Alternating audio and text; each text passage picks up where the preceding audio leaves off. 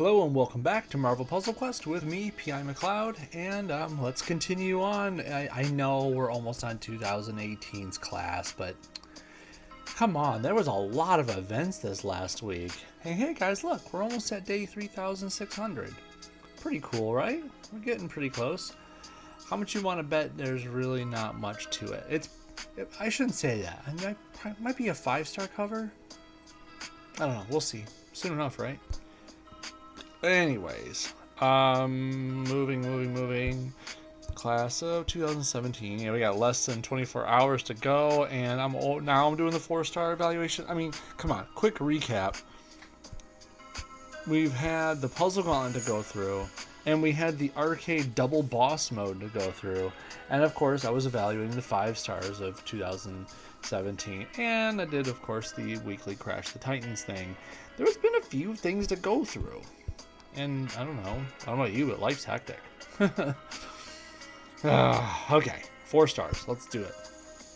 To do this, we go into a node, just like we did with the 5 stars. And then we trim this down to 4 stars, and we alphabetize it. There we go. We're going to go on these in alphabetical order. I know technically Agent comes before America, but let's just start with America, right? Okay, America Chavez. He has an A in the beginning of her name, but it's okay. It works. We have what? 4, 9, 14, 19.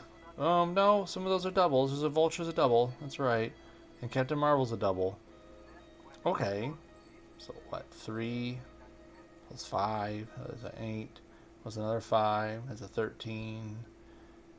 Plus another 5 in and out. That's 18. So 18 characters. Okay, that's not bad. That's cool. Let's go. America Chavez. She did a big thing when she first walked into MPQ back in 2017. She was the first 4-star, the first character in all of Marvel Puzzle Quest history to jump in with a list of only passive powers. I remember when she hit pretty clearly because I remember being slack-jawed and thinking this was the most broken thing to ever happen. And to be quite fair, at the time, she definitely came into the game a high tier. I mean, you don't have to fire powers. Doctor Strange doesn't know what to do with that. Peggy can't reduce her costs.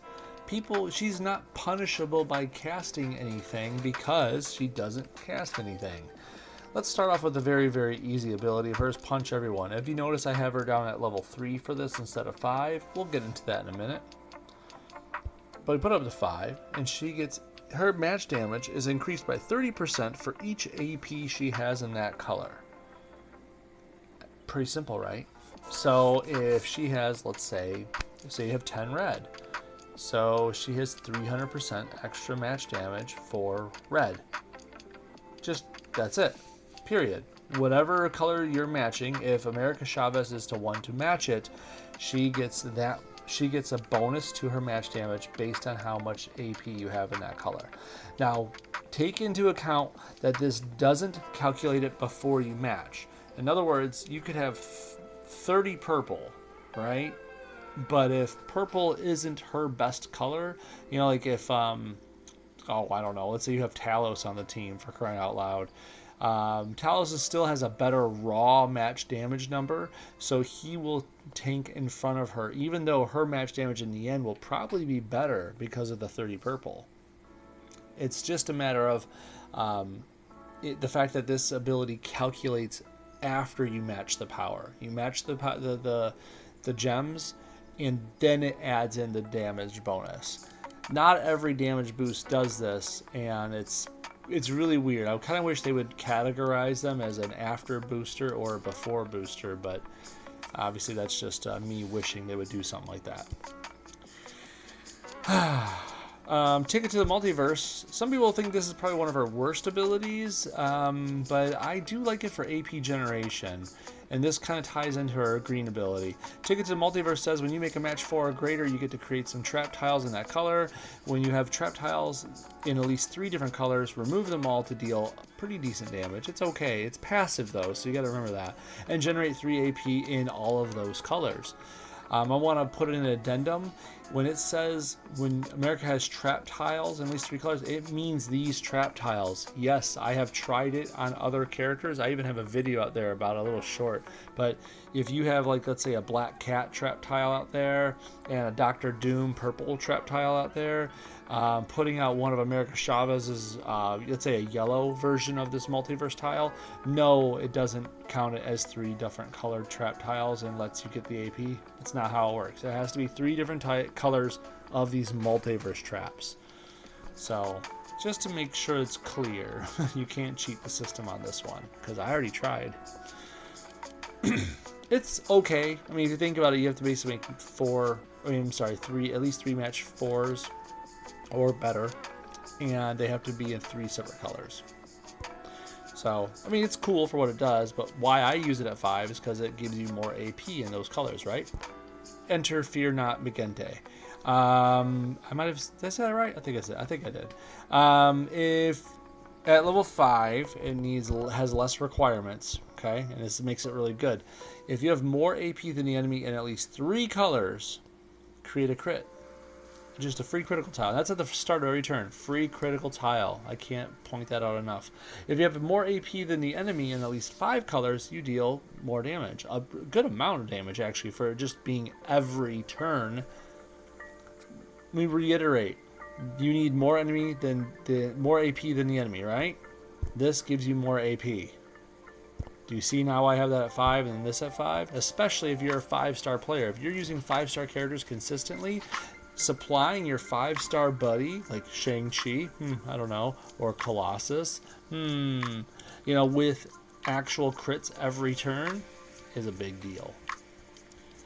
Now, if you're a 4-star player, I don't blame you for putting this up to 5, because maybe she might be your tank, and then putting this multiverse down to 3.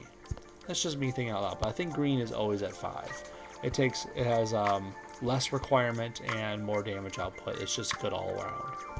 America Chavez, out of 2017, just glancing at all of them, she's definitely high tier. She's got too much utility, giving you a free crit every turn potentially, and AP generation just for doing what you're already doing in the game, which is matching tiles. It's good stuff. Next up, we're going to go to Coulson. Agent Coulson is pretty utilitarian, and I say that and I mean that he's good at utilities? Supports? Probably didn't use the word right, but whatever. You get the point. His big stuff is the fact that on every power, remember how I said America Chavez is a passive for every power? Well, so does Coulson, but he also has an active for every power. That's right, each power has 2 parts to it.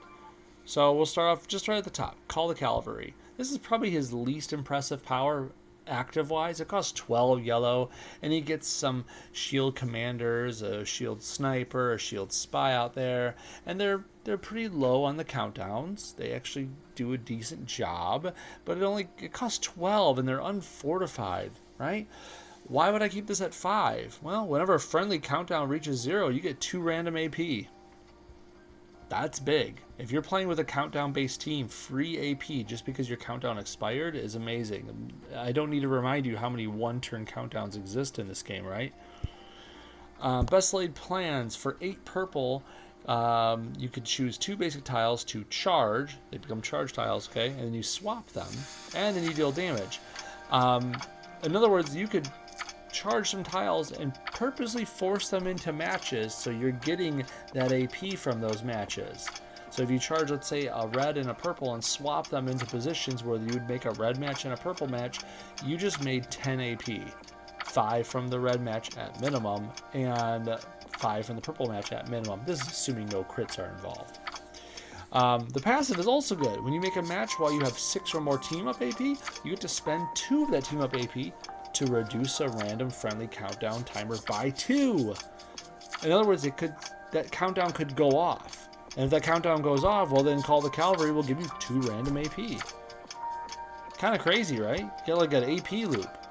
And then we're not even done yet. Super Secret Tech, which is amazingly good, but I only have it at 3 and you'll see why. If you put it up at 5 though, let's just for SNGs, steal 3 random AP for each friendly countdown tile out there, up to a maximum of 5 tiles. In other words, you get up to 15 AP stolen. It costs 11 blue to do, though. Anyways, Whenever an ally activates a power, you create one random one-turn countdown tile that deals some okay damage. I have it down to 3 because the damage isn't that much less. I'm not using his blue really that often at all. Like, come on, there's other blue uses out there, right? Stealing AP is fun, but you don't need to spend 11 on this. It's all about that passive. Creating a random one-turn countdown, because then it's going to give you 2 AP for Call of the Cavalry. Or you could match something and speed it up with this. It's just so many ways this could be manipulated. He could be an AP generating machine for you based on countdowns. And it's for that alone why for 2017, and shoot, for other years as well, Coulson is a high tier character. He's just way too good and useful. Is he going to kill people for you? Probably not. I mean, his yellow's capable, but it's too expensive, right? He's not a killer. He will support everyone else on your team for killing purposes. I'm going to move on to Captain Marvel. You're going to notice something here with these characters. This is the year in which they started really beefing up how they make their character design. I might have to like switch up my wordings between high tier and very high tier or super high tier, because there's some good characters in this year. Captain Marvel came into the scene in Marvel Puzzle Quest, and she came in with a couple of really annoyingly great abilities. And I say that because they're so good that you don't know which one you want to put down to 3. We'll start right at the top. Photonic Barrage only costs 8. It's not super cheap, but it's not really expensive either. It's a nice middle ground. 5-turn Fortified Countdown. So it stays out there for a while, but the fortification helps with that, right? It creates a pretty beefy strike tile every turn it's out. And then when it expires, it deals so much damage for the cost of 8. For 8 black, you get this tile that deals so much. And you might say, Pie, you gotta spend like 5 turns waiting though. Hold on, baby birds, I'll feed you. Over here, we got Executive Decision, only costs 5 yellow, reduces a chosen countdown tile to 0. So do the math. You might say, hey, that costs 13 AP in total. Yes, I know that. But did you know that you just killed somebody? That black and yellow combo is super deadly. Not to mention, look at the passive. When a friendly countdown tile expires, improve 3 random strike, attack, or projectiles by a ginormous amount. At the 4-star level, she has one of the best tile buff mechanics there is in the game. Barring 5 stars, obviously. It's super good, especially since it happens whenever a countdown reaches 0. I'm sorry, didn't we just go over how Coulson can make 1-turn countdowns for you? Put it all together in your head. There's some really ridiculous stuff you can do with these people. And finally, there's energy manipulation. Now, this one kind of gets overlooked from time to time, but it is super good. And when she first came out, this is probably the most annoying aspect she had. People fell for this all the time, and it's not like a trick. It was just we didn't have a lot of ways to combat this, or at least think of a way around it at the time. It was new. It was a new concept. Whenever the opponent makes a match in their strongest color, so let's say you're fighting a team in like 4-star Iron Man is their big guy, right? So red is their strongest color. Whenever they make a red match, you gain 3 AP in your strongest color. Oh, I'm sorry. Let me put up level 5 so you can see it for real. Gain 4 AP in your strongest color. If they're the same color, also deal a decent amount of damage to the enemy team. To the enemy team. This is passive. You know how crazy this is? Especially when you think about the fact that you could plan that ahead of time. You can see what the enemy team is. You can be like, oh, their strongest color is red, right? Let me put on a character and a support, or something. Just maybe make sure that my favorite color is red as well. You're guaranteeing that not only are you going to get red AP when they make a match, but they're also going to pay for it dearly with some team damage. All 3 of her abilities are super good. They're really good abilities. I keep this black at 5 though, because I mean that damage can't be denied, right? The strike tile creation is great, which also feeds into the executive decision, reducing a friendly countdown to 0. But really, that passive, that tile improving, oh, so good. I have plenty of back pocket teams back from 4-star and 3-star days where she is kind of a key cornerstone of why this works, so why she's so good. Yes, Captain Marvel is definitely high tier.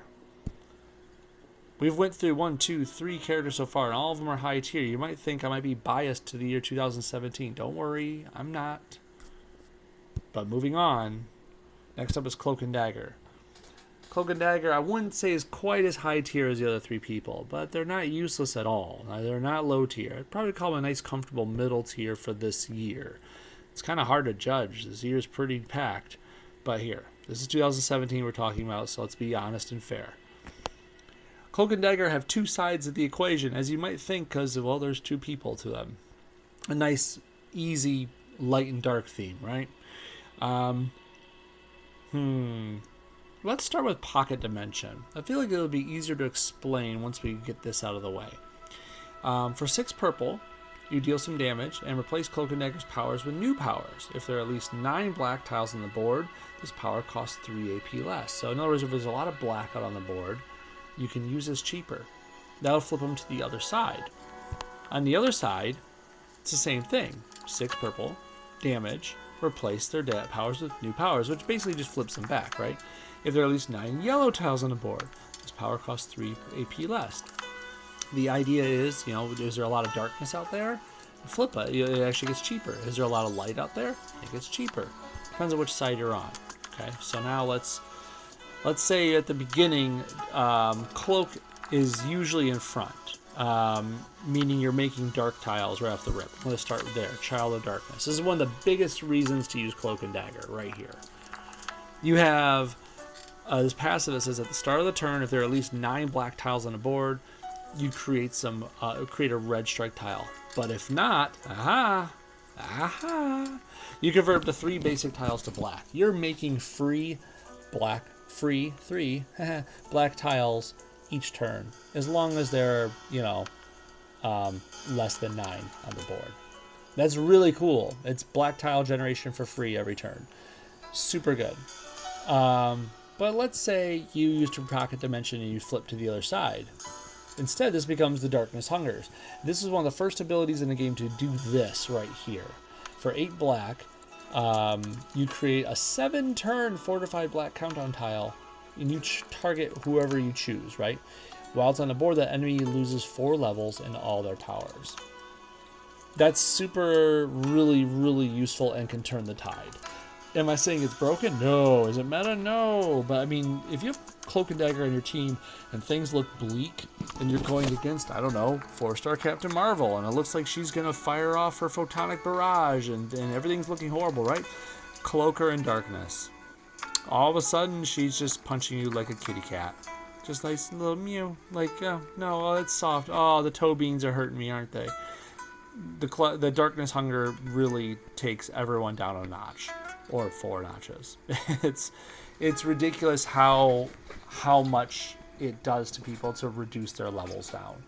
You can easily come out of a bad situation because of this power.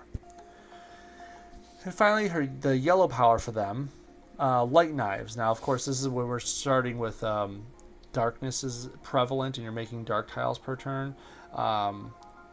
Dagger can, for 8 yellow, zap out these damaging daggers that basically you remove up to 5 enemy strike, protect, or attack tiles, right? And it does some damage.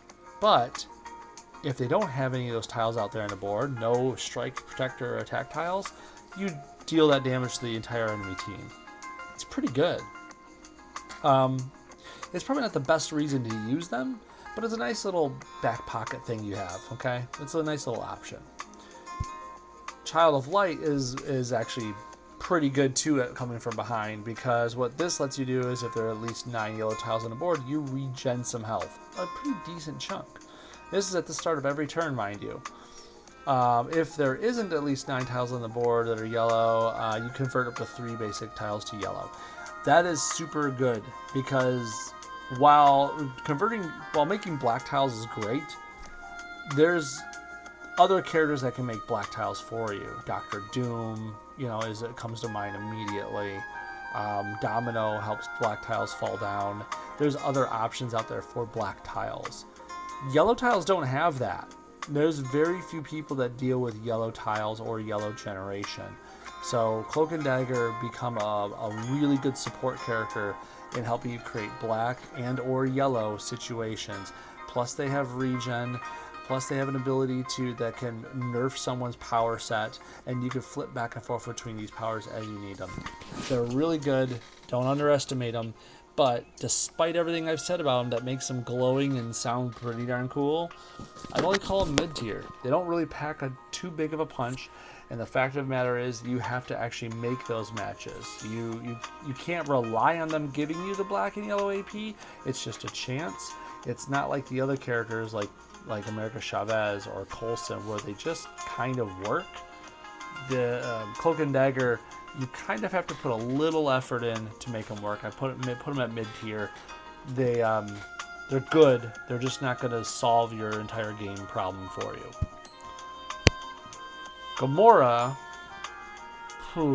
God, when she came into Marvel Puzzle Quest, really her red and black were just kind of overlooked. The blue was what it was all about. And I'm not saying the other powers are bad, but look at this blue. For 6 blue, stun a target for 3 turns, and a random enemy for 1. I'm going to reiterate that for those who don't quite understand what I just said. You're stunning 2 people for 6 blue. That's amazing. Not to mention there's a passive on here. When an enemy is stunned, create a purple attack or strike tile. So you're getting stronger as you stun people? What? And this isn't just when she stuns, but just whenever an enemy is stunned. So if you had, I don't know, let's say Sandman was her partner for some silly reason. He fires off his green. All of a sudden, you've just gained another purple attack or strike tile because Gamora says so. She's really good, just for this ability alone. There's so many ways you can combo this with Medusa and Carnage, and that's a ruthless team in 4-star realm. It has been for a long time. Nowadays, maybe not so much, but I still wouldn't treat it lightly. 6 blue can really devastate you. The next ability I would talk about on her is the Deadliest Woman, and it's basically because of the passive. I mean, the active isn't bad. It's 9 black. You get 6 big old purple attack or strike tiles. It's pretty nice. But that passive. At the start of the turn, if all purple tiles are friendly specials, Gamora removes those tiles and downs the target. You might wonder what constitutes friendly specials. Well, that's strikes, attacks, protects, invisibilities, charge tiles, countdowns, repeaters, web tiles. I think that's it. I don't believe it counts traps, abyss tiles. It might count locked tiles. I have to think. I don't know if it does or not. But I've tried this with a couple different combos because, okay, there's the challenge node, right? For shield clearance level 10, there's that green challenge node. This ability can help you get through challenge nodes when you don't have 5-star characters yet. Gamora and Coulson and just a couple of purple levels for 5-star Hawkeye can get you through that whole thing. And believe you me, using charge tiles and other types of special tiles to your advantage can help you just one-hit kill people with her. Super important, super amazing. The only thing that holds it back is the fact that when you make a match, and you inevitably have to, new purple tiles could drop from above. And that, well, now you don't have all purple tiles special, do you? And finally, there's her red. It's 10 red. It's a little pricey for what it does. It deals some decent damage. Creates a 4-turn countdown. Targeting that character, and deals damage at the end of each turn. It's not bad. It's just not the reason we play her. I mean, sure, damage is cool, right? It's how we win the game. But really, 2 people stunned for 6 blue, chance to insta-kill people, this is where Gamora shines. So, without too much more thought, and even with a kind of a bummer of a red ability, she's pretty high tier. This blue is ridiculous. Because let's just put it this way: we talked about America Chavez and her three passive powers, and Coulson and all his supporting ways, and Captain Marvel and all the things that she could do. If they're stunned, none of it works. That's how good stun is. You know, you just got to think about it that way. If you stun someone, doesn't matter how cool they are, she could still kill them. Anyways, yeah, I would definitely rate her high tier. Moving on, here's my first low tier of 2017. Iron Fist, Danny Rand. Now, some people might say, oh, but his damage output is so good. Yeah, you got to get the AP to do that, champ. Here's the deal. I'm going to start with probably his least fun ability and then move up from there so we can end on a nice crescendo, right? Chi Focus. For 6 blue, and pump it up too, you create a pretty decently strength strike tile. And if there are at least 2 friendly strike tiles on the board, you fortify up to 3 of them and gain 4 green AP. So this feeds your green power. That's a good thing, right? You get a strike tile out of it. But unfortunately, after that point, you need to have more strike tiles to actually get the fortification bonus out of this. You don't get any of that extra stuff unless there's at least 2 friendly strike tiles on the board. In other words, if you're using him by himself, no one else is there to make strikes for you, you have to cast this twice to get that extra bonus. Just, marinate on that for a minute. Crowd Control. For 8 green, you deal some okay damage. It's actually decent enough, right? But if there's more than 1 enemy remaining, and that's after that damage is done, right? Okay, so maybe there's 2 enemies left, 3 enemies left, whatever, right? You get 4 black AP, which is good because his other ability is black, right? Anyways, but if there's only 1 enemy remaining, Danny refocuses and strikes again to deal more damage. It's pretty nice. It's definitely a good ability for him. I probably one of his shining things, really, is the fact that it could do damage and gain AP, and if you don't need that AP because you're just down to 1 enemy left, it's just going to hit that person harder. If Luke Cage is an active ally, this attack ignores enemy projectiles. That's nice too, nice little feature. It doesn't come in handy too often because, quite frankly, Iron Fist needs support characters to help him through battles. Like we said, making strike tiles, for example, things like that. Finally, like Unto Iron, it's expensive at 12 black. But you get to convert up to 8 friendly protect tiles to strike tiles, then deal a ton of damage. Note that you don't need protect tiles to make that damage. It just converts 8 friendly protects to strikes. If you have 0, it still works. You still do 42,000.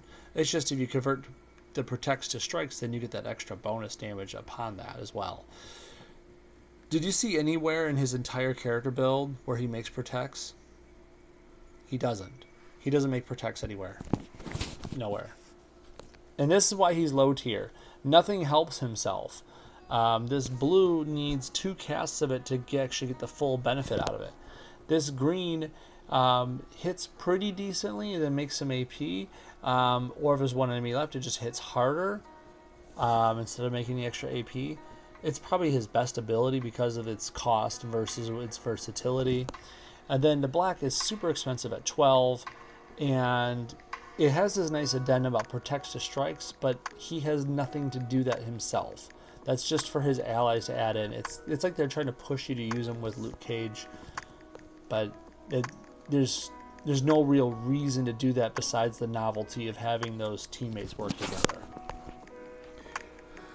Yep, unfortunately, Danny Rand I would consider low tier. He doesn't help himself along the way that well. Lockjaw. Oh man, I don't want to give this rating, but I'm going to. Poor Lockjaw. I'm gonna consider him low tier, and I don't want to because he's just a big dog. He's cute, but unfortunately, he doesn't do enough of the things he actually does. That might not sound right, but let's just dive into it a little bit. Probably one of his best attributes is Loyal Protector. Whenever an enemy match includes a friendly special tile, he jumps to the front, resists all that damage, and then deals damage back to the enemy. So he's literally immune to a match, like a match that includes a friendly special tile from the enemy, right? So he resists the whole thing, jumps to the front, and then deals damage back to the enemy. super great. You might think this sounds amazing. Why wouldn't I love this, right? Well, it's a passive that only kicks in if the enemy matches a friendly special tile. That means you have to have the friendly special tiles out there. This means that he has to. This has to be in effect. You're basically putting this at level 5, spending those 5 levels on this, hoping that the enemy makes that match. You know what I'm saying? You're basically betting that it's going to happen. Sure, you could hedge your bets and put Polaris with him and Rocket and stuff like that, but you're only going to get this to kick in at maybe once a turn. If they cascade a couple times, you get that. But this is just guessing. It's guessing that they're going to make that match, and that's the big problem. Royal Escort's pretty fun. It's 8 blue, and depending on which color is most prevalent on the board, you get what certain powers. So for blue, Quake shows up and does her like destroy 7 of one color shtick. It's pretty good damage and actually helps the board shake. For this one, if yellow's most prevalent, Kamala Khan heals the team. If green's most prevalent, Black Bolt comes in and does like a middle 2-row destruction with damage. With purple's most prevalent, Medusa shows up and does a board shuffle and improves stealing swapped strike protected attack tiles and improving them. Crystal shows up, and which, by the way, Crystal wasn't in the game for years. This was the only way people could see Crystal for a long time, was through this ability. Crystal would show up in this ability, and we thought, one day we'll see her for real. Anyways, if red was most prevalent, she shows up, deals some damage, creates an attack, protect, and strike tile. And then Karnak would show up on black, which again, Karnak wasn't a character right away in the game. This is one of the only ways we could see him. And Lockjaw would come in, would call in Karnak, I'm sorry. He would deal damage to the enemy with the lowest health and stun each other enemy for 2 turns, which is kind of interesting because Karnak does nothing like that in his current, iteration in the game. At least Crystal, you can kind of get what she's doing here based on her current build. But anyways, it's a fun ability, costing only 8 blue, but the fact that it's never exactly what you want it to be, there's 6 different abilities here. You have to hope the board is giving you the colors you want so you can get the ability you want. Finally, there's green, which has another passive, which is nice. For 8 green, you get to convert, at level 5, 8 random basic tiles to charge tiles. So for 8 green, 8 charge tiles, right? That's not bad. And then the passive says at the start of the turn, if there's a charge tile in the enemy's strongest color, you deal damage. That's nice too. Again, here's the problem with it. As a passive, this is only working if there is a charge tile in the enemy's strongest color. You could cast this power, get 8 random basic charge tiles out there, and totally miss the enemy power. And that's no fault of yours. It could literally just, like maybe the enemy's strongest is yellow, you'll get a charge tile and everything else but yellow. And then all of a sudden his passive's not kicking in because you didn't get a yellow charge tile. So this is, again, much like his yellow passive. This is why I rate him very much lower, because as cool as these passives are, they're very situational and there's no guarantees that they'll work. So sorry, Lockjaw. You have really cool abilities, it's just they're so situational that we can't rely on you often enough to actually do your job. He is low tier. Moving on to Mockingbird. Whew. Mockingbird's one of these really mixed bags sort of characters. Kind of a support sort of character, but there's a punch that she can pack. It's a really odd thing. If you play her right, she could be super high tier and be amazing. But unfortunately, that's the problem, is it needs the correct play, the correct plan, the correct team structure. And because of that, I would rate her only mid-tier. No, she isn't low tier like some people would think. Let me show you why. There's some often not thought about abilities in here. Secret Mission is basically it. 8 purple, you destroy 8 AP in the enemy's strongest color, and then generate 5 AP in your strongest. That's a 13 AP difference, and you only spent 8 purple. You all of a sudden, so for 8 purple, you also getting rid of 8 of the enemy's color. It's basically like you lost 8 purple, they lost 8 something, right? And then, of course, but it is the enemy's strongest color, so if they don't have anything in their strongest color, it is worthless. But hold up, there's still more to this. You're still getting 5 AP in your strongest. And as long as you have at least 5 AP in your strongest, see what we just did there? Friendly matches deal a bunch more damage. That's super good. People forget about this all the time, and this is a big tide turner. It doesn't take much to get 5 AP in your strongest color. And you don't have to use this power to even get there. Let's just say you get it organically, matching around, or maybe using someone else's powers. Maybe Coulson boosted you up with his countdown creating AP shtick. Whatever it is, all of a sudden your friendly matches go up by like a good amount. That's really cool. So, this isn't even like her biggest power, but it's definitely a sleeper power that people forget about all the time. Opportunist is one of the ones that people remember more often, but I don't think people abuse it enough. Whenever the enemy makes a match 4 or greater, if you have at least 6 AP in that color, you get to fire a random friendly power at no cost. Yup, no cost. Yup, I said that right.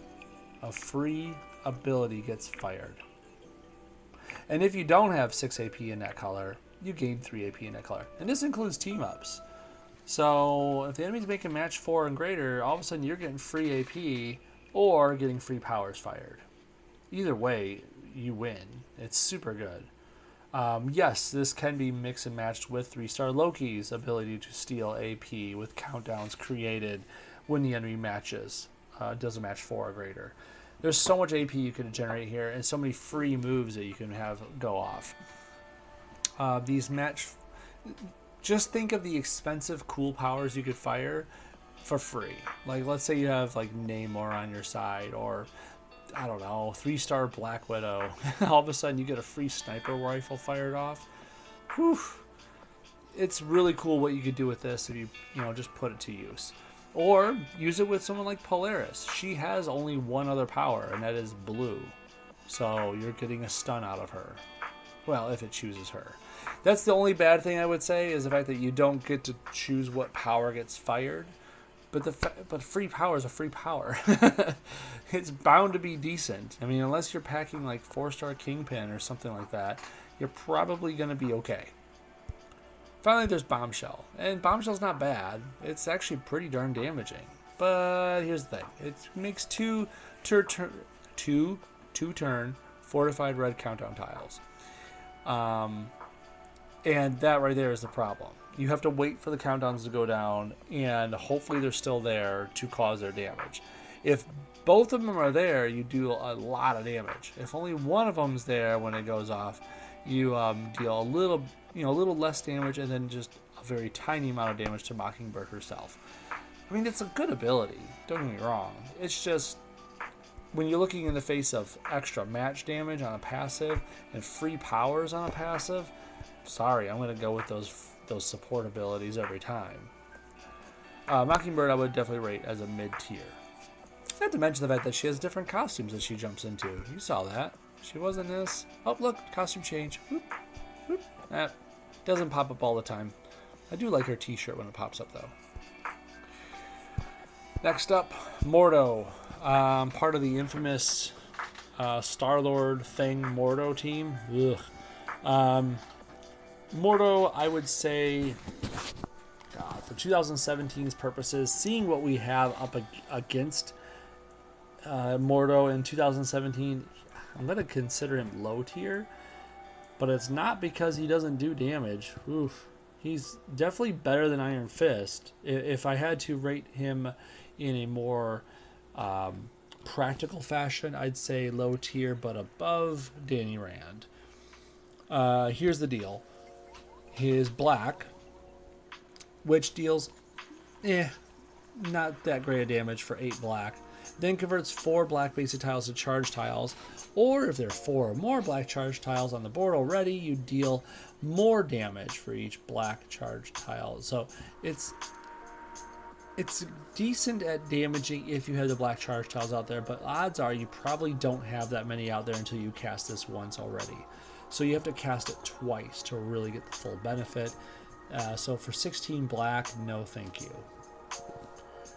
The blue is pretty good though. For 10 blue, it's a little pricey at 10, but still, you deal really good damage for 10 blue, and then converts 3 basic tiles of the enemy's strongest color into black charge tiles. This, of course, helps his black power out, so it needs some help, right? And finally, there's power with purpose. This is super damaging. For 9 purple, you deal a good, decent chunk of damage for each AP in the enemy's highest colored AP pool, then destroy 5 of it. So let's break that down a little bit. Let's say there's 20 black AP on the enemy team, and that's their highest amount of AP they have, right? It's going to do that almost 3,000 damage there that you're seeing times 20. That's a lot. And then after it does the damage, then it destroys 5 of it for you. It's really good. It's a good ability. You might think to yourself, well, geez, you just spoke about these really glowingly. Why isn't it higher tier in your book? Everything costs AP. I know it's a weird thing to state. There's no passives. None of these abilities are cheap. That's really it. It's just he takes actual work and effort to feed to in order to do these things. Is he a bad character? No, he's not necessarily a bad character. I just say he's low tier. He would be a fun partner with Mockingbird, though. You know, Mockingbird giving him a free power here and there. That could be fun to abuse. But that doesn't mean he himself is that great of a character. That means that's just why Mockingbird is mid-tier and not low. Let's move on from Mordo.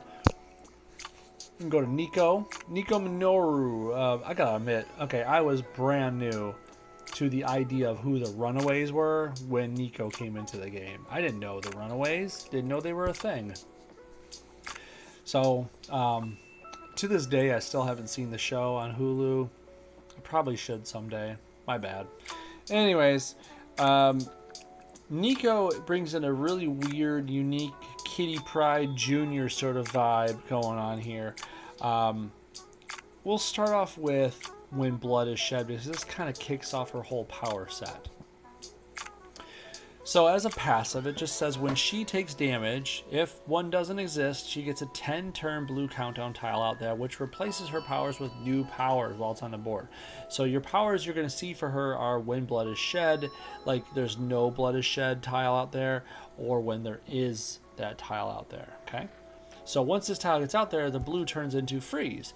So for 9 blue, she removes 2 enemy countdown tiles and stuns the target for 3 turns, plus an extra turn for each countdown tile removed. In other words, that could be a 5-turn stun. Of course, this relies on there being enemy countdowns, but really just depends on what you're going against. I mean, you could obviously see the enemy team before you go to fight them, right? So plan accordingly. But at least it's a minimum 3-turn stun, and it has that utility of being higher if you have the option. Try Not to Die. For 7 yellow, you can create up to 4 strength, pretty decent strength projectiles. Unfortunately, so these friendly projectiles strength is increased by 50%. So, and that means for your teammates, you get these really strong extra strength projectiles because just she exists there. It doesn't increase their value. It's just while she's there, they are stronger. Does that make sense? Okay. But they have no effect on Nico. So she doesn't get protection at all. So it's kind of a sad little point there for her. But when her blue countdown is out there, though, this turns into healing. And so you create those projectiles, and then you restore health for each friendly projectile on the board, and the same passives in play. So it's basically the same power, it's just it's better when the blue tile is out there. Make sense? I hope it does. Finally, there's her purple, which I think is probably one of the fun, most coolest things about her. At the start of the turn, if you have more attack, strike, and projectiles on than the enemy, so just a overall total, right? You know, 3 attack tiles, 1 strike, 2 protect, so you have 6 tiles total. Okay, as long as your total is more than the enemy, you increase the strength of those tiles by, you know, a small amount. This affects all the tiles. This is the one thing that she does that is kind of interesting that Kitty Pryde doesn't do. Kitty Pryde, you know, 5-star, only affects up to 5 tiles. Nico affects all of them. So if you have Polaris out there just multiplying tiles, Nico will keep boosting every single one of them. Trifecta, it does the same exact thing, only has an active ability. And remember, this means you need to have that blue countdown out there. For 8 purple, you create a strike, a protect, and attack tile, which are pretty darn strong. So there's nothing much else to say about this. It's just you keep your passive and you have a pretty good active. Unfortunately, Nico doesn't really like pack a big punch of any sort. She really has no real damaging power, but she is a really good support character in the fact that she can boost tiles that are out there. I mean, obviously she can even make Danny Rand hit better, you know. She can make certain people's hit stronger. She can protect people, she can heal people, she can stun people. She's got a good support package, but she's not Coulson good at supporting people. So I'd say she's only mid-tier. She's still good, though. I wouldn't discount her at all. I hate to do this to him. If you've been watching my channel for any amount of time, you know that Kurt Wagner, or aka Nightcrawler, is my boy. He's my #1 Marvel character. You would think, as a biased opinion, I'd be like, he's high tier, he's the best, he's #1. No. As an objective player, unfortunately, I have to rate Kurt as, well, low tier. It doesn't mean he's bad. He definitely has uses. It's just, it's situational and you kind of have to build around it. Believe me, I've tried. I mean, to success at times. I'm not going to say I've failed with him, but it just takes a lot of effort. His real reason to use him is Bamf. I mean, come on, that's what he's known for. Then 2 swords and having, I don't know, a fun backstory. I don't know. I'm partial. Anyways, Bamf. For 7 purple, you convert up to 8 basic tiles of the color most present into. I'm sorry, say it right. 8 basic tiles to the color most present on the board. So in other words, if the board is coated mostly in green, all of a sudden you're making 8 more green tiles on the board. You're taking what's most prevalent and just adding to it. Why that's so cool is just the board shake alone. You get so much board shake out of it because there's bound to be matches that are made automatically for you. Yeah, sometimes it doesn't work. Sometimes the board shake doesn't happen, but you're probably left with a match 5, at least a really cool match 4. You're going to gain AP out of this move. The outcome is in your favor. As a passive, if an enemy is going to do any sort of team damage, Nightcrawler just says, nah, I'm out of here, and just bamfs out of the way. He's airborne for 1 turn. And yes, this can come to your advantage. There's certain characters nowadays that take turn to make advantage of that. Remember Throg? He says when an ally goes airborne, when they come back down from being airborne, you destroy all charge tiles in their strongest color, dealing damage. Yeah, this could happen if the enemy is doing team damage to you constantly. Of course, again, this is situational stuff I'm talking about, and these situational things is why he's not that highly rated. On Guard is probably his worst ability. For 9 red, you deal some damage, and it's pretty decent damage, okay? I mean, it's like 2017 4-star damage, right? If you have 10 or more AP in your strongest color, you deal a lot more damage. That's when you really want to use it, if you're going to use it at all.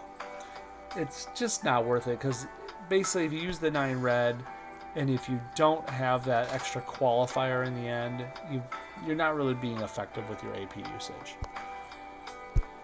Then there's the blue, which is pretty decent. At level 5 here, it deals damage, an okay chunk of damage for each point of AP in the enemy's strongest color, and steals 4 of it. So yes, it's kind of like Mortal's purple. But instead of destroying the AP, you steal 4 of it. So it's really good in those ways. It's 12 blue, so it's expensive, and to be quite honest, it's not the main reason I use Nightcrawler. Does that make sense? I use them for so many for Banff. This is a very unique ability right here. Really good at match 4, match 5 play. Professor X is one of his best friends in this game. Onslaught does a good job with him. Black Widow, Scarlet Witch, people that use purple or make purple can do really good things. And if you team him up with 3-star Scarlet Witch and 4-star Professor X, if you work it just right, you can have an infinite turn, meaning Bamf for purple, Bamf for purple, Bamf for purple over and over again, because you're making purple, which makes purple matches, which feeds Bamf, which does it again and again and again. By the way, I say Professor X because his master plan does damage on match 5s and greater. It's a really fun ability, but all that being said, definitely low tier because you need these special team compositions to actually get away with anything. Bye, Kurt. Moving away from him, we're going to go on over to Riri Williams. Thank you, Marvel Puzzle Quest, for introducing me to Ironheart. I did not know she was a thing. I saw her come into Marvel Puzzle Quest, and I was like, there's a female Iron Man? What? I didn't know. I mean, it's not Rescue. I've kind of heard of Pepper Potts before, right? You know? But I didn't hear of Ironheart until, well, now. Anyone else find it weird that her name is Riri Williams and not Ironheart first? You know? Like, usually it's the hero name in big letters up there at the top, and then the real name underneath. You know, it's Iron Fist, and then in the little letters it says Danny Rand. But for some reason, for Ironheart, it says Riri Williams in big letters, and then Ironheart in small. I don't know, it's just something that I've always caught my eye. I'm like, why? Anyways, for Ironheart, she's pretty darn good. She's definitely beefy, and she can be scary when you fight against her. I'm going to go with the green first, because it kind of has nothing to do with the blue or red. For 8 green, at level 5, you deal some okay damage to the target, and you send them airborne for up to 3 turns. If there are at least 4 enemy special tiles on the board, and this is enemy special tiles, okay, so, you know, it doesn't work for just anything. Her armor reacts to the impact, sending her airborne for a turn. It's kind of cool in a way, because let's say you send an enemy airborne for 3 turns. That's cool, you get rid of them for a little bit. But if there's enemy special tiles on a board, you could kind of use this as a way to get away from stuff yourself. You can see if the enemy has like a bunch of AP ready, they're going to hit you pretty hard, and maybe you don't want Riri to take that hit. Well, if you have the green ready for it, you could uppercut them, take the airborne hit yourself, and now you're safe for a turn. It's not the most practical thing, but I mean, it is an option you actually have with her where other characters don't have that. I'm going to go to her blue next, because you'll see why when we get to the red. Her blue, for 9 AP, deals pretty low damage for what it is, but it attracts 4 random basic or enemy special tiles to the center, and then converts the center 4 tiles to red charge tiles. That's super scary and dangerous. That means the surrounding tiles around that center 4, if any of them are red, you're making automatic red matches. Automatic, just upon casting this, and the odds are with you. There's at least 8 different tiles surrounding them, and just one of them needs to be red to get a match off for free with this. Now you have 2 red charge tiles and a regular red. We'll just say we'll assume it's regular. That's 7 red AP you're made. Remote control gauntlets costs 11. It's a little pricey, but this actually does deliver for its cost. You deal pretty decent damage to non-target enemies, meaning that first number, you actually hit the enemy in the middle and the enemy in the back for that. Or, if there's only one enemy left, you just kind of do a double hit on the guy in front.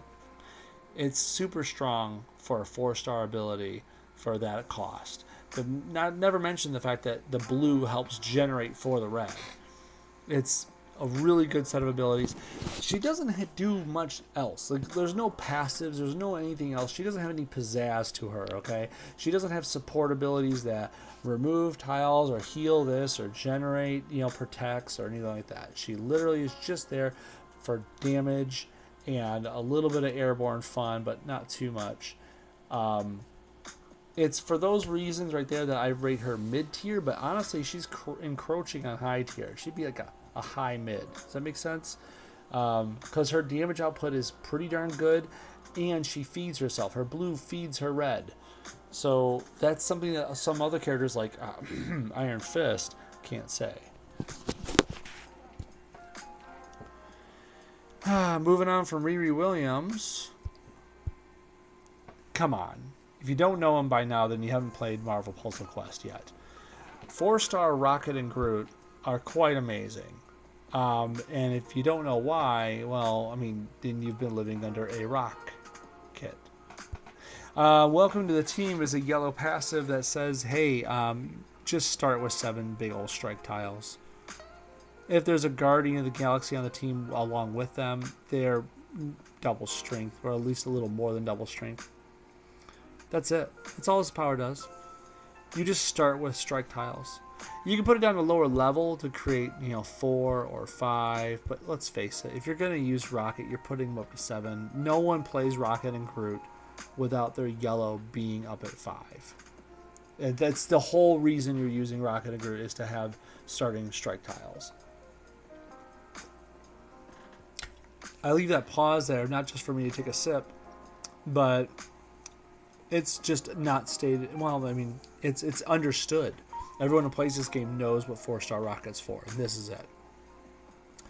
The green is interesting. It was one of the earlier abilities that said, "Hey, get a free turn that makes AP matches for you." You get a 3-turn countdown that deals pretty decent damage to the enemy team, but if it's matched away ahead of time, it deals damage to the enemy team and to your team. But while it's out there, at the start of the turn, little old baby Groot, makes a match. It's kind of a cute little animation, mind you. But yeah, he gets to go ahead and make matches, and you get the AP and deal the damage for it. It's just like a regular turn, and so it's an extra turn you get. Well, each turn. He was one of the first characters to really introduce that to the game, and it was pretty fun. It worked out really well for us. But yeah, when that atomic bomb countdown goes off, it goes right back to don't push this button. Okay. Finally, this Rockets pack. It's costly at 12 blue. This is why I have it down at 3. But put it up to see what it really does.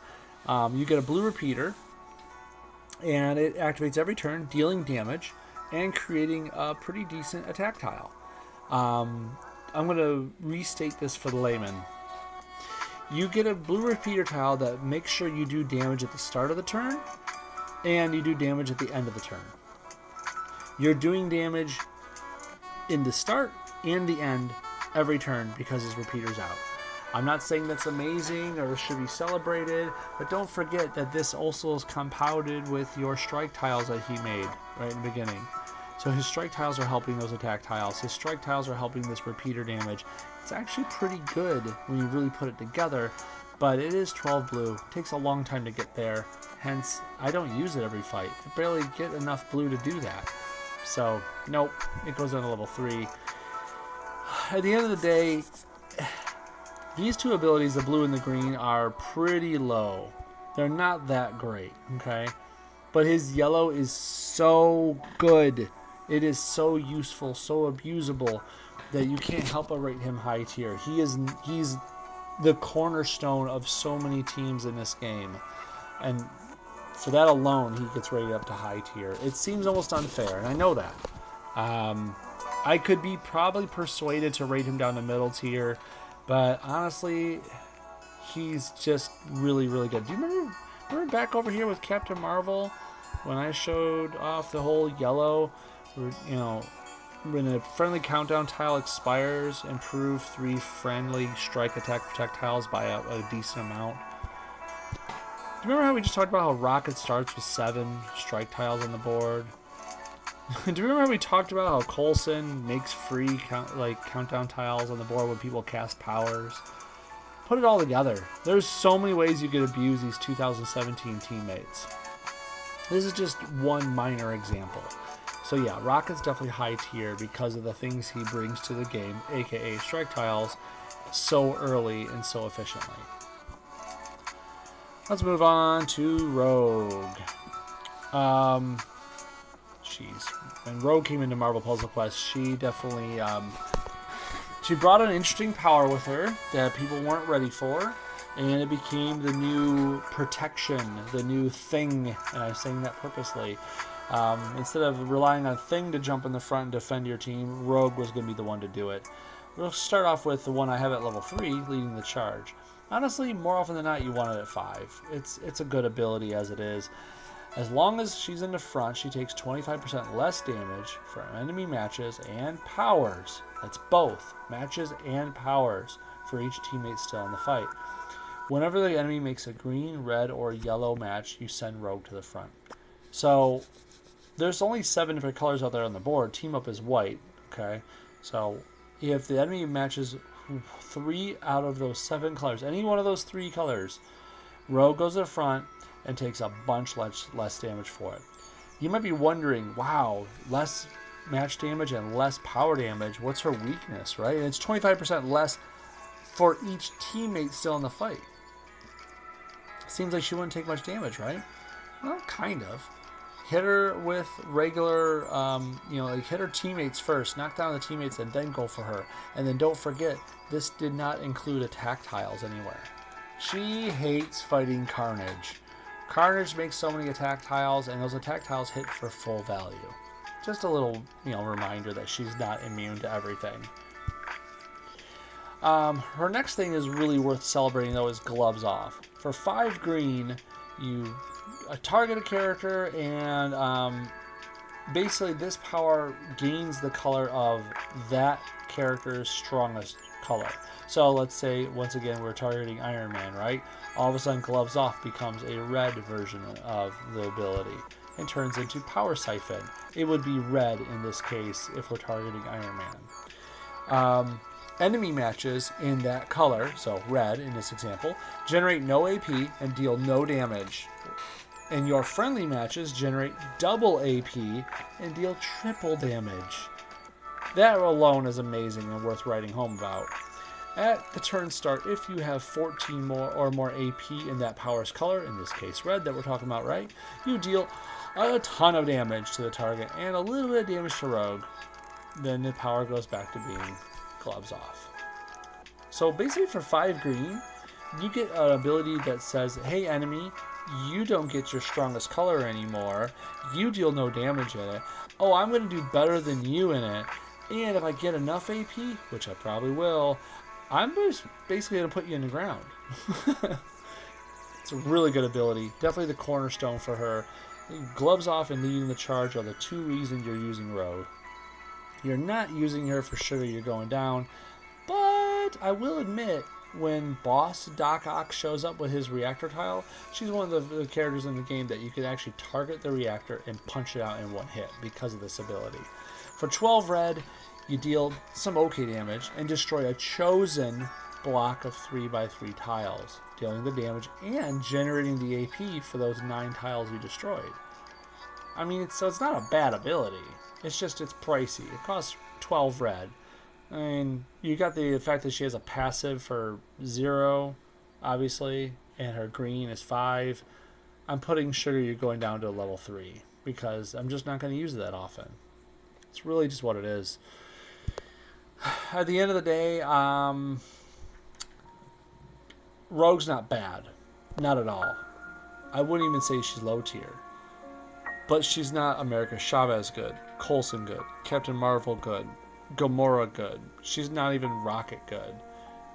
She's not providing you that oomph at the start like Rocket does, or the constant crits throughout battle, or boosting special tiles like Captain Marvel. She doesn't do these things, so I would only rate her mid-tier for these purposes. It seems like I'm being kind of rude with her, but honestly, with all the good things she does, it's just she takes effort to actually perform some of those things. You have to hope that the enemy matches a red, yellow, or a green to put her in the front. You have to actually hope that the enemy isn't packing attack tiles, or use her against teams that don't use attack tiles. You know, so there's specific things that she's not good at. So, anyways, enough about Rogue. Let's move on to Sandman. I mentioned him earlier. Sandman has a definitely unique set of powers. Unfortunately, that doesn't mean he's good. One of the best things about Sandman is his green. For 9 green, you deal okay damage. And I'm being generous when I say okay. To the enemy team, but you stun a target for 2 turns. So it's kind of like how 2-star Storm deals damage to the enemy team and stuns the front enemy. But only Sandman does it for less turns. Go ahead and figure that out. You would think the 4-star character would do it better because they're a higher tier and higher rating, but that's just not how it works. I want to give them credit where credit's due, though. Usually stuns aren't on green, and that is something that must be noted with this. To have a stun on a green is very unique. Much like 4-star Thing having a stun on red, a stun on green over here for Sandman is a very unique thing to have. It can be really fun and abused if you want to make an all-stun team based on different colors of stuns. That's probably where the goodness ends. Shifting Sands is pretty decent, and only because it actually deals with yellow tiles. Once again, remember back in Wilson Fisk, Kingpin, we're talking about how very few characters deal with yellow. This is one of those guys that actually does. For 8 purple, you swap 14 random non-yellow basic tiles, and you convert up to 5 of them to yellow. So the problem here is you are making yellow tiles, but you're swapping 14 other tiles around, and you don't know which ones are going to be yellow. It's just kind of randomness. So it's cool because you're getting yellow, but at the same time, you might not actually get the yellow. They just end up being tiles on the board, and they might be spread apart, not matchable.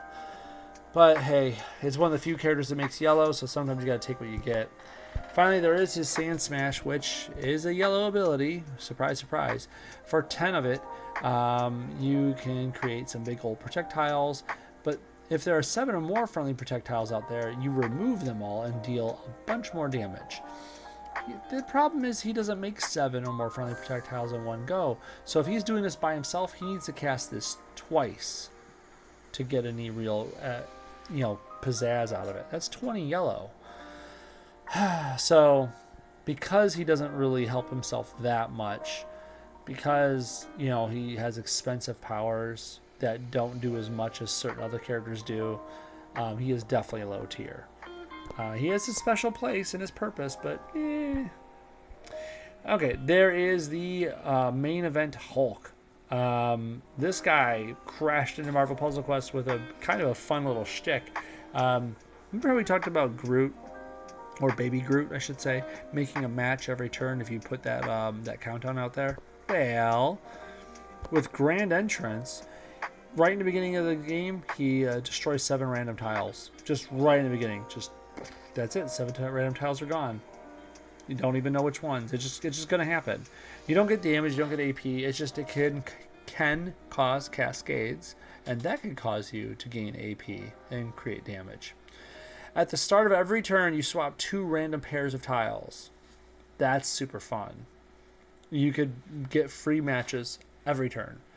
Problem is, sometimes it could ruin it too. You could have a nice little match 5 lined up, and then he does his Grand Entrance passive, and all of a sudden it's gone.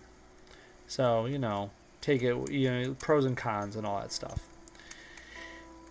This ability is probably one of the most expensive abilities out there that we're all okay with. It's 14 purple, and it's super expensive, and you might think, God, the game's already over by the time you cast it, and yeah, it will be.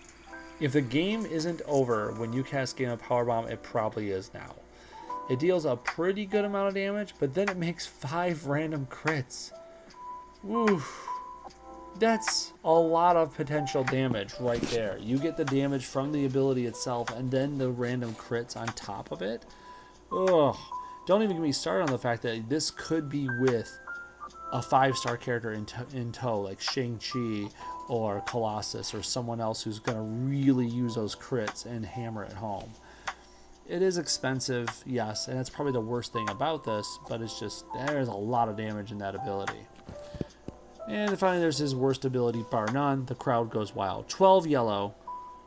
You get a 4 3-turn fortified yellows.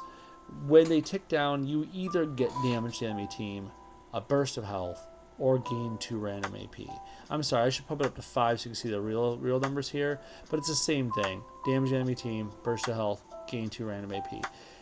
It's 12 yellow, and you get random effects. Easily his worst ability. So, sorry main event Hulk. You don't have like the greatest set in the world, and everything's kind of random and expensive. But he does have the chance with Grand Entrance to get you AP every turn. That's not something you want to look down upon. The chance for free AP is pretty awesome.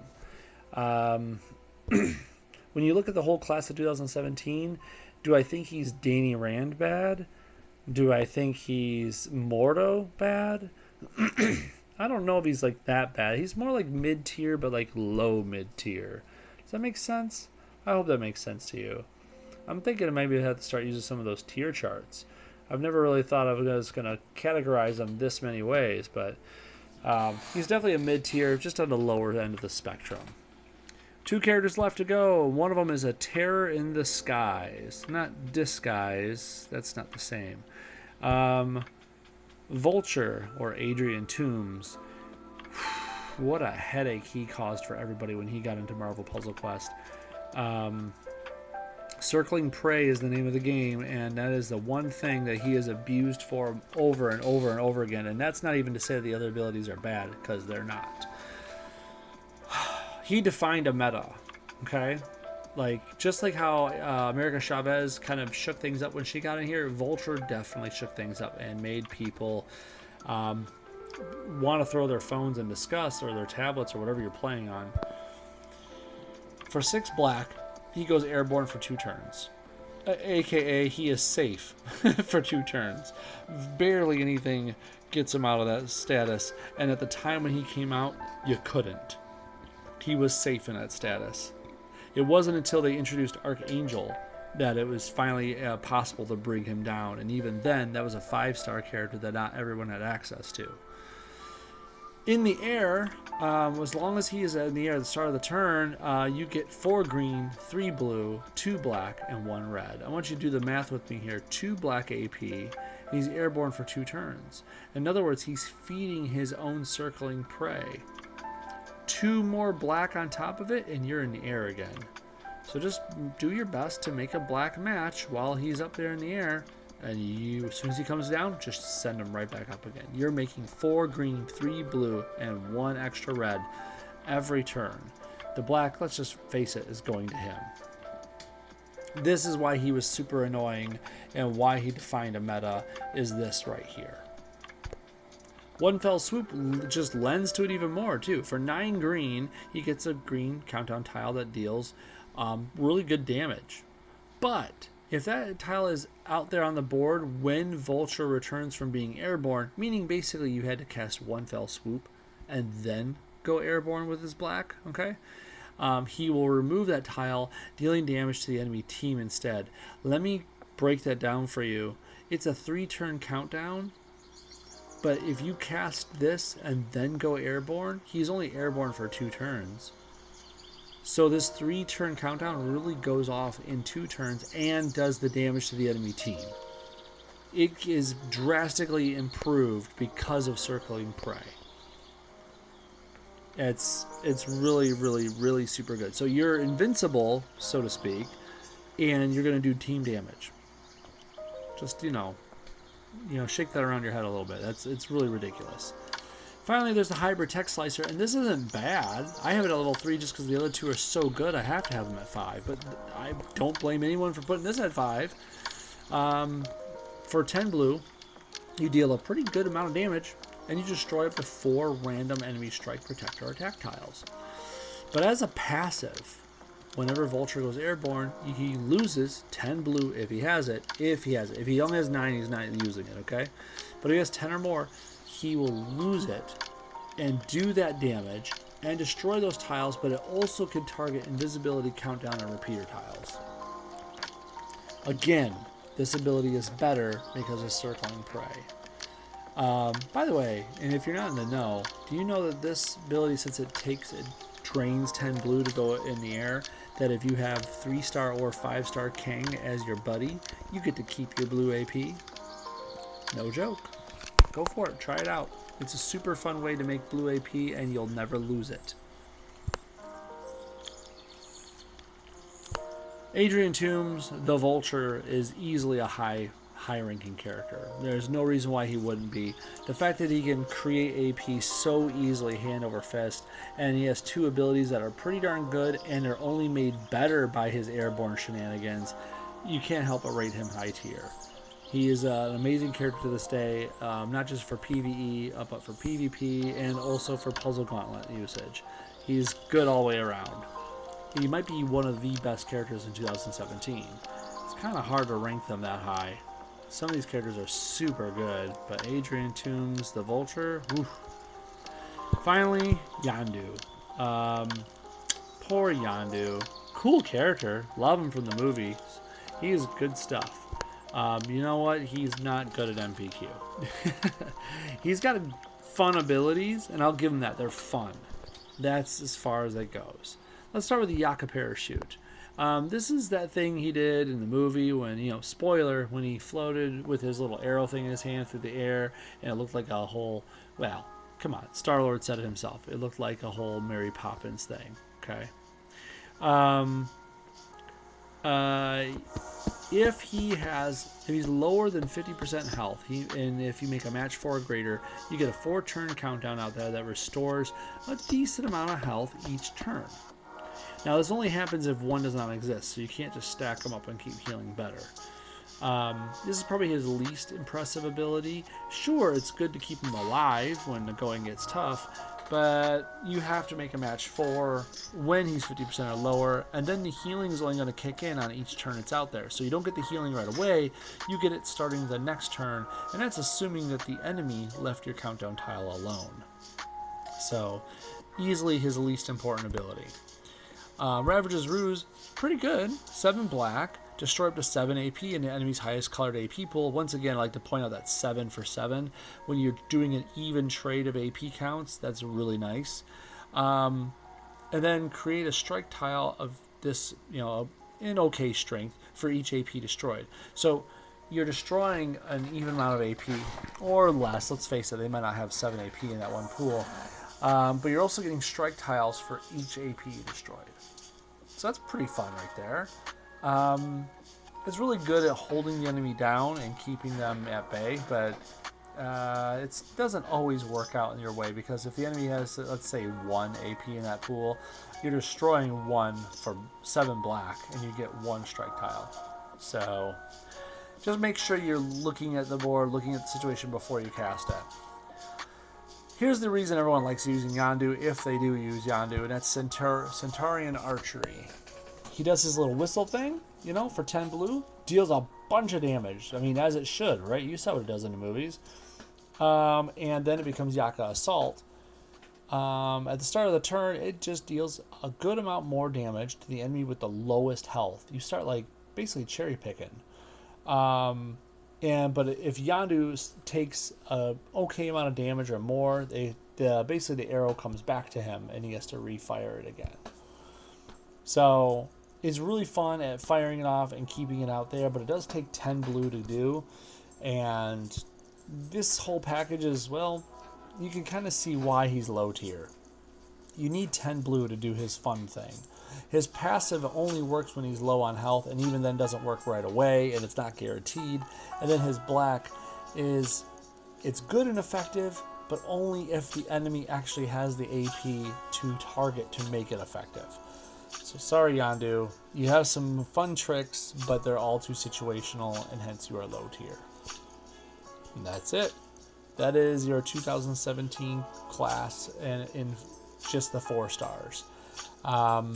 If you have any questions or comments or thoughts, or why I rated some people a certain way, maybe you think it should be another way around, Feel free to drop a comment on the video. I look at all of them and try to get back to everybody who comments. But that is that. If I had to, just on a side note, if I had to say which one character probably is the biggest game changer, it'd be hard.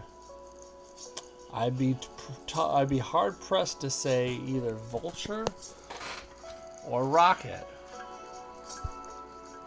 There's some good ones. I probably might have shook some people when I said that. Because Coulson, Chavez, Captain Marvel, Gamora.